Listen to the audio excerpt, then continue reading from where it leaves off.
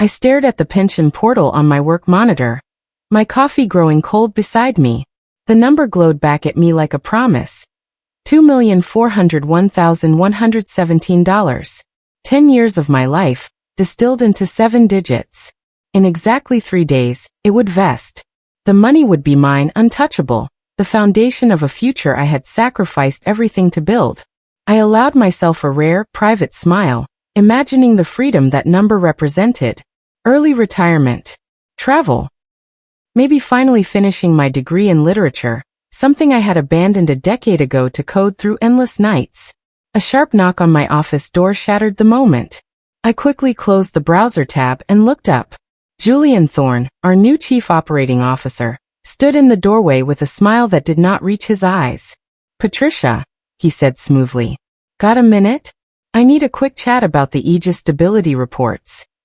Something about his tone made the air in my office feel thin. I nodded and gestured to the chair across from my desk, my instincts suddenly screaming that something was very wrong. Julian settled into the chair with practiced ease, his expensive suit perfectly tailored, his expression unreadable. He did not congratulate me on my upcoming vesting milestone, though everyone in the company knew about it. Instead, he launched directly into technical questions about Aegis, our flagship security platform, the system I had built from the ground up. "I'm looking at some concerns about system stability," he said, sliding a thin folder across my desk. "I need you to walk me through the architecture again, specifically the redundancy protocols." I opened the folder and scanned the contents. These were basic questions, things any competent engineer could answer by reading the documentation I had written years ago. "Is there a specific issue you're seeing?" I asked carefully. Julian's smile tightened. "Just doing my due diligence. You understand. I like to know every detail of our critical systems." I explained the protocols patiently, though something about the conversation felt off, like he was testing me for reasons I could not identify.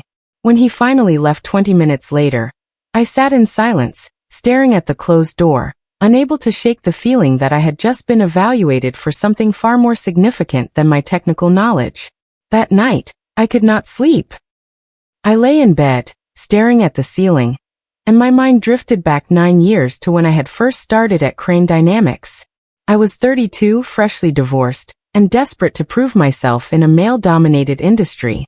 The founders, two brilliant but disorganized entrepreneurs named Davis and Reese, hired me to build their security infrastructure from scratch. I worked 100-hour weeks for months, coding through the night, surviving on coffee and takeout, sacrificing any semblance of a personal life. I missed my niece's graduation because I was debugging critical code. I canceled dates, lost friendships, and barely saw sunlight for months at a time. But I believed in the mission.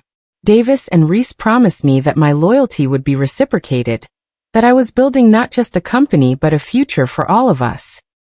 "We take care of our own," Davis had told me, his hand on my shoulder. "You build this right, and you'll never have to worry again." I built it right. Aegis became the company's crown jewel, generating millions in revenue. And in 3 days, their promise would finally pay off. The next morning, Julian called an all-hands meeting. The entire engineering team crowded into the conference room, and Julian stood at the front with a presentation already loaded on the screen. "Exciting news," he announced, his voice full of manufactured enthusiasm. "We're migrating Aegis to a new cloud infrastructure provider. It's going to save us 30% on operational costs and position us for exponential growth." My stomach dropped. I raised my hand slowly. "Which provider?" Julian's eyes locked onto mine. "Stratus Cloud Solutions. I've been working with them for weeks. They're cutting-edge, cost-effective, and eager to partner with us." I knew Stratus. Every competent engineer knew Stratus. They were cheap because they cut corners on security. "Julian," I said carefully, "Stratus has had multiple breaches in the past 18 months. Their compliance certifications are questionable. Migrating critical infrastructure to them could expose our clients to." Julian cut me off with a wave of his hand. "That's outdated information, Patricia.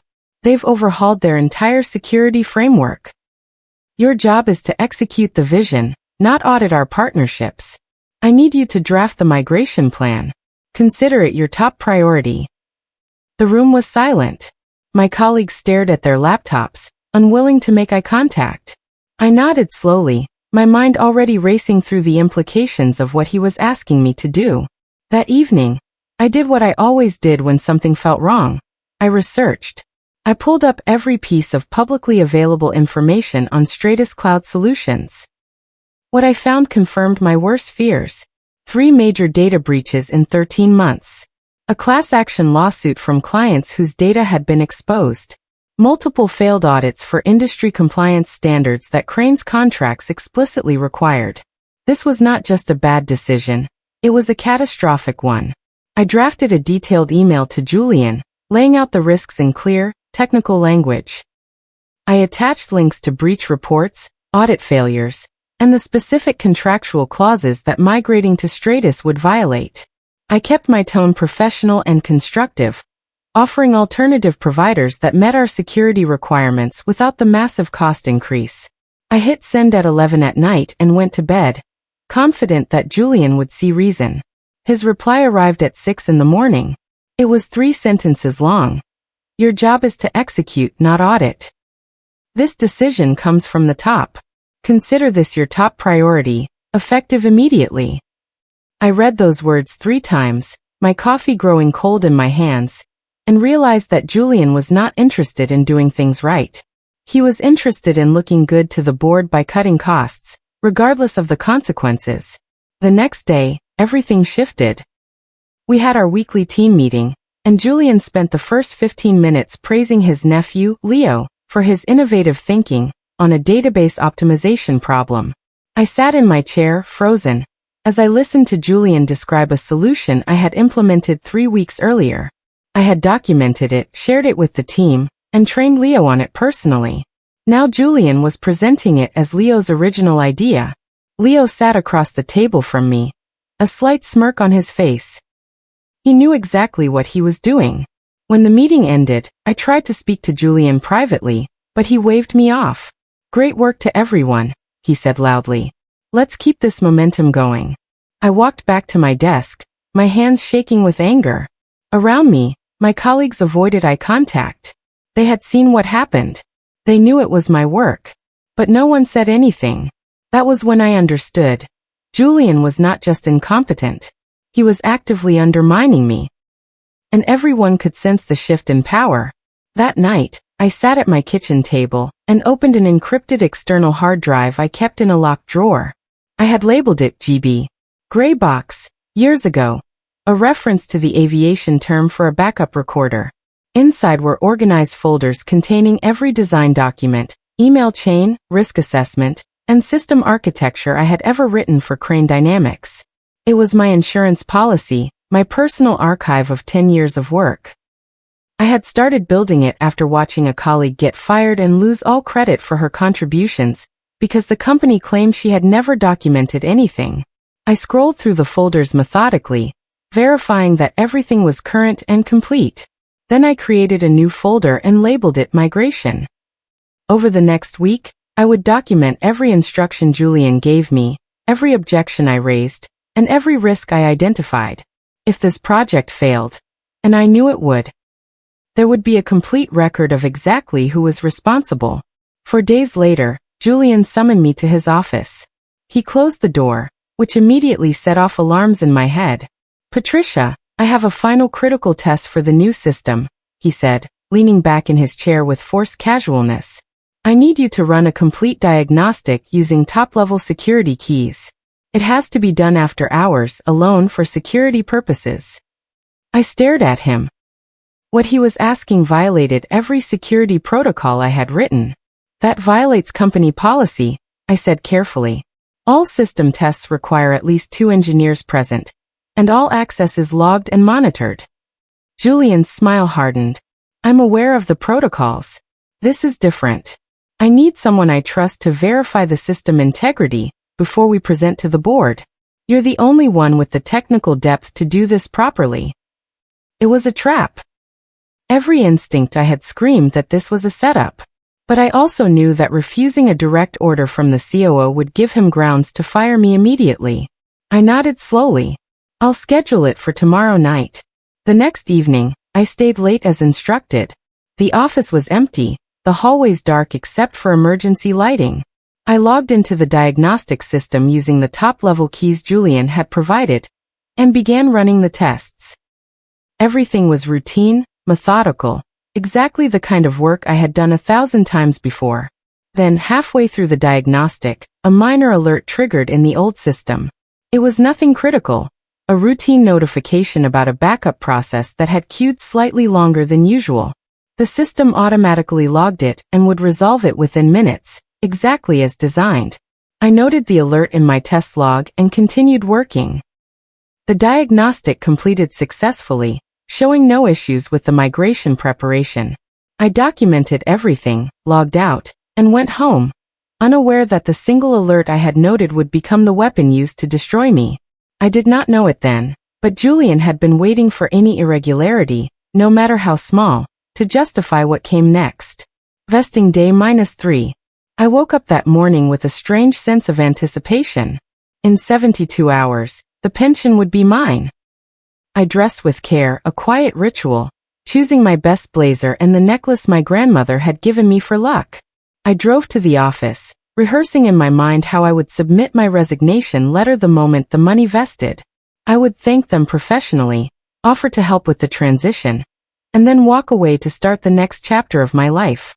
When I swiped my keycard at the office entrance, nothing happened. The light blinked red. Denied. I tried again, confused. Same result. Then I saw 2 security guards approaching me from inside the building, their expressions carefully neutral. "Ms. Patricia Holloway," one of them said. "Please come with us." They escorted me past my desk, past my colleagues who stared with wide eyes, directly to the executive boardroom. Julian sat at the head of the table, flanked by an HR representative I did not recognize and a man in an expensive suit who was clearly a lawyer. My keycard was already on the table. Julian did not waste time on pleasantries. He picked up a remote and activated the large screen on the wall. A loop played, showing the alert from my diagnostic test 2 nights before.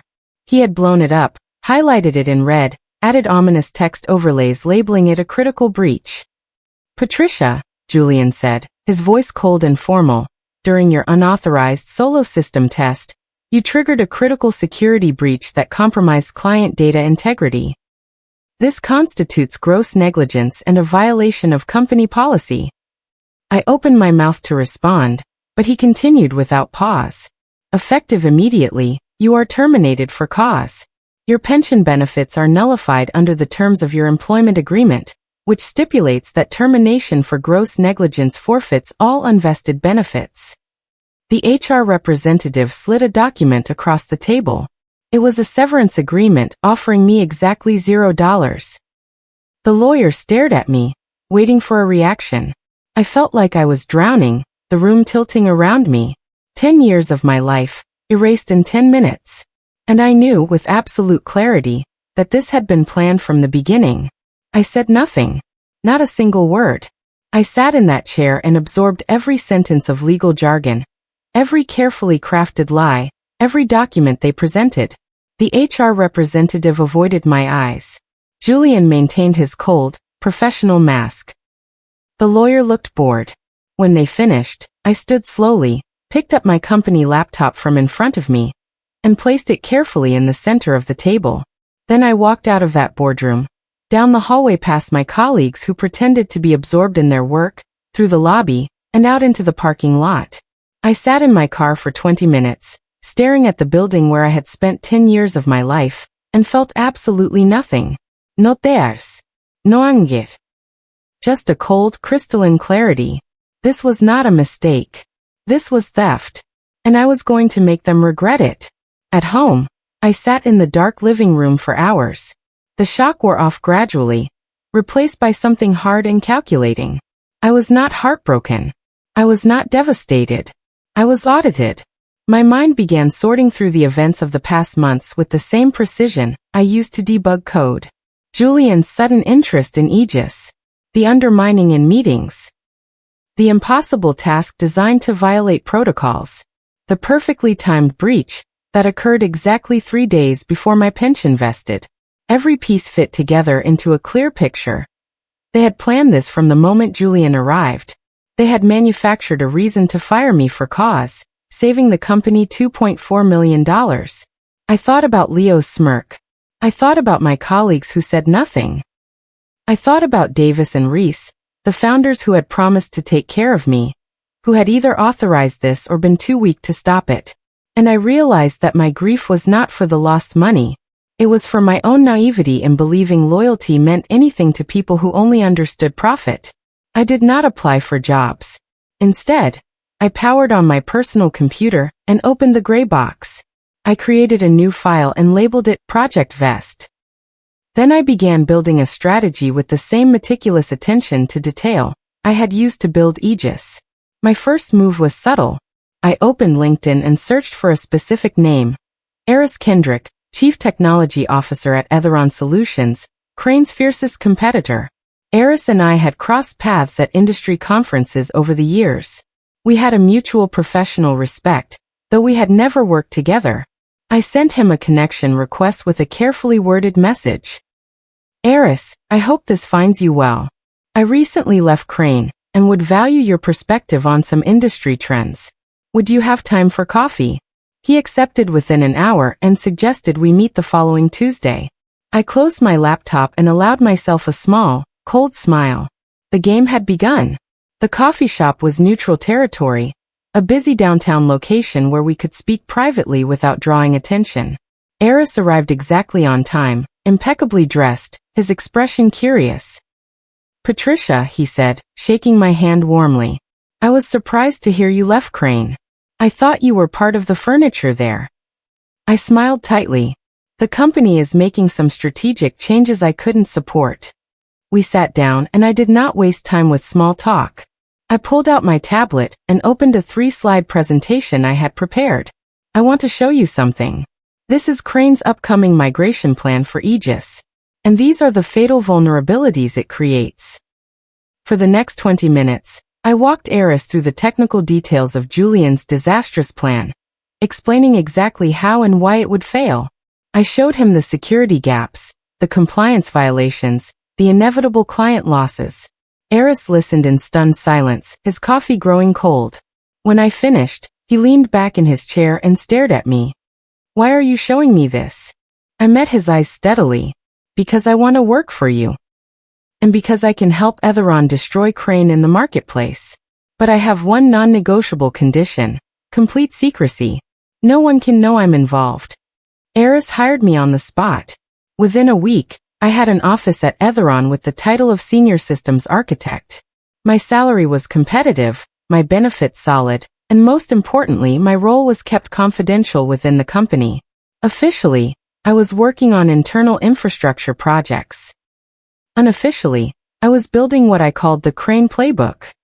I spent 2 months creating a comprehensive map of everything I knew about Crane's operations. I documented every major client, every contract weakness, every technical vulnerability, every pressure point in their business model. I did not steal data. I did not need to.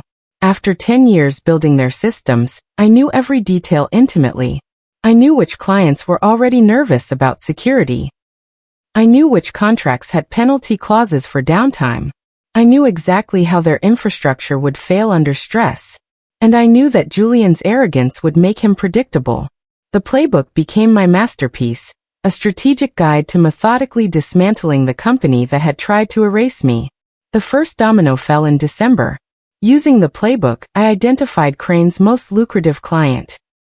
Meridian Health Systems, a hospital network that paid Crane $3 million annually for Aegis security services. Their contract was up for renewal in February, and their CTO, a cautious man named Dr. Patel, was already nervous about the upcoming migration. I briefed Etheron's sales team carefully. Approached Dr. Patel with concerns about data security and compliance. I instructed, don't mention Crane specifically. Just ask about their current provider's migration plans, and whether they've reviewed the new infrastructure's certification status.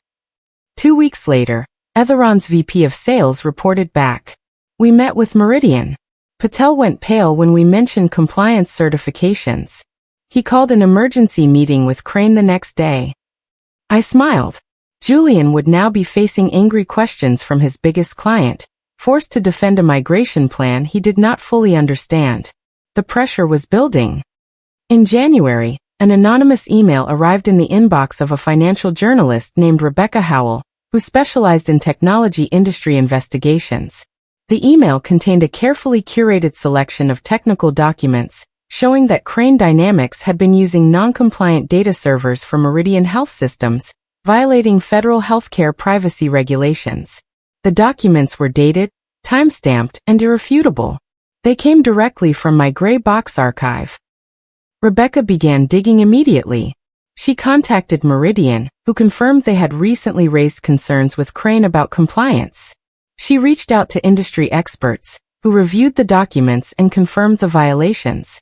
Within 2 weeks, she published a bombshell article titled "Security Firms' Insecure Practices: Crane Dynamics Under Fire." The article did not mention my name anywhere.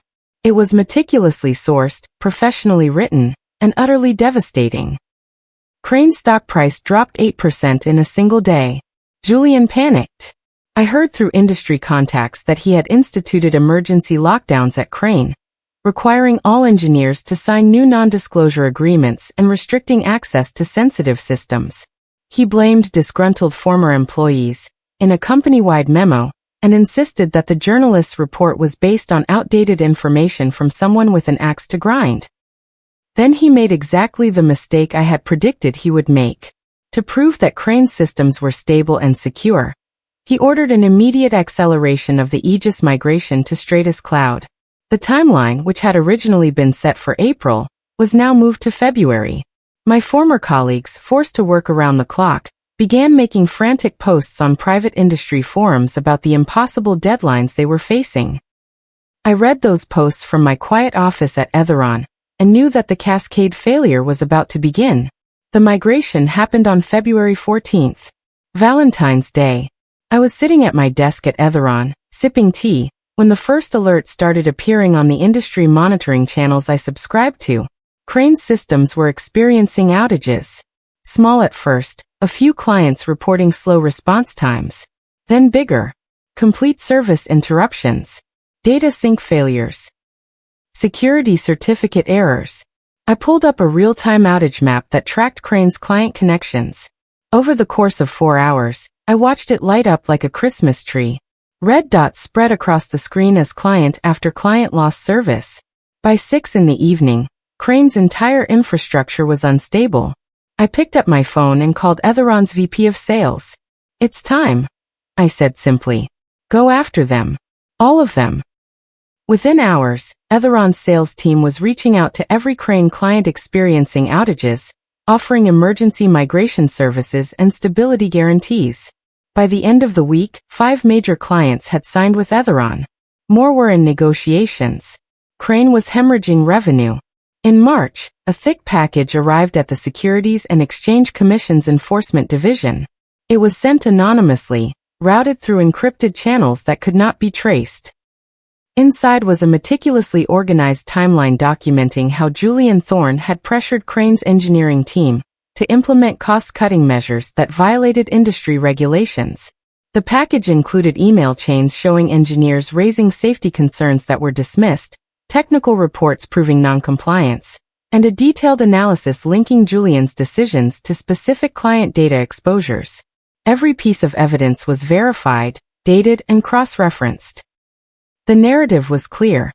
A new executive had prioritized profit over security, putting thousands of clients at risk. The SEC opened an investigation within 48 hours. News of the investigation leaked immediately, and Crane's stock plummeted another 15%. Their major institutional investors began demanding answers and accountability. Crane Dynamics had been preparing for an initial public offering for over a year. It was supposed to be Julian's crowning achievement, the moment that would prove his vision and secure his legacy. The IPO was scheduled for April 15th, with an estimated valuation of $180 million. In early April, just days before the scheduled offering, the underwriting bank pulled out. They cited undisclosed regulatory scrutiny and material concerns about client retention. Without the lead underwriter, the entire IPO collapsed. The news broke on a Thursday morning. I was having breakfast at a cafe near Etheron's office when I saw the headline on my phone. Crane Dynamics IPO cancelled, valuation plummets. I read the article slowly, savoring every word. The company's estimated value had dropped from $180 million to less than $95 million overnight. Julian's masterpiece had crumbled to dust. I finished my coffee, paid the bill, and walked to work feeling lighter than I had in months. In May, I received a confidential call from the SEC's investigation team. They had discovered my name in archived documents during their review of Crane's engineering practices. They wanted to interview me as a potential witness. I agreed immediately, with the condition that my testimony remain sealed. The deposition was conducted virtually from a secure location Etheron provided. For 3 hours, I answered questions about Crane's technical infrastructure, Julian's directives, and the concerns I had raised about the Stratus migration. I spoke calmly, precisely, referencing dates and documents from my own meticulously kept records. I did not editorialize or inject emotion. I simply told the truth. The investigators listened with growing intensity, taking pages of notes. When we finished, the lead investigator thanked me and said my testimony had been extraordinarily valuable. I logged off the video call and sat in silence, knowing that I had just handed them everything they needed to build their case.